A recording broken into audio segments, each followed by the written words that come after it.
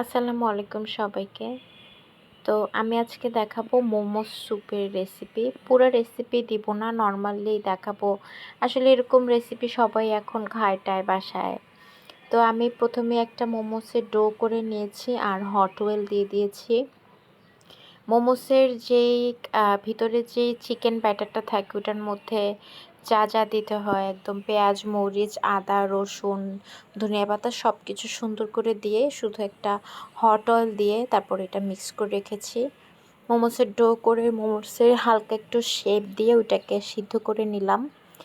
পানি আর একটু তেল দিয়ে সিদ্ধ করে দেওয়ার পর আমি একটা পাত্রে চিকেন, তারপরে এখানে চিংড়ি আছে, সাথে একটু টমেটোর পেস্ট নিচ্ছি, তারপরে দিয়ে দিলাম এখানে 1 টেবিল চামচের মতন সয়া সস, আর আমাদের ছাদেরই এগুলো হচ্ছে লেমন গ্রাস।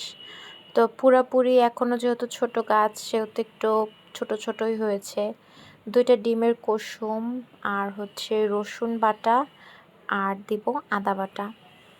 এগুলো সব কিছু দিব একসঙ্গে দিয়ে তারপরে আমি এখানে দিয়ে 1 টেবিল চামচের সাথে একটু কর্নফ্লাওয়ার মিক্স করে ওই পানিটা দিলাম। তারপরে এগুলো অনেকক্ষণ ফুটিয়ে নিয়েছি, নিয়ে কাঁচামরিচ দিলাম, লেবু দিলাম, এগুলো সব কিছু দিয়ে একসাথে মিক্স করে তারপর মোমোসগুলো দিয়ে দিয়েছি, দিয়ে একটু ব্ল্যাক পেপার দিলাম।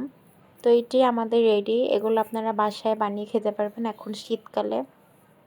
খুবই টেস্টি একটা খাবার আর হেলদিও। আশা করি আপনাদের রেসিপিটা ভালো লেগেছে। Thank you.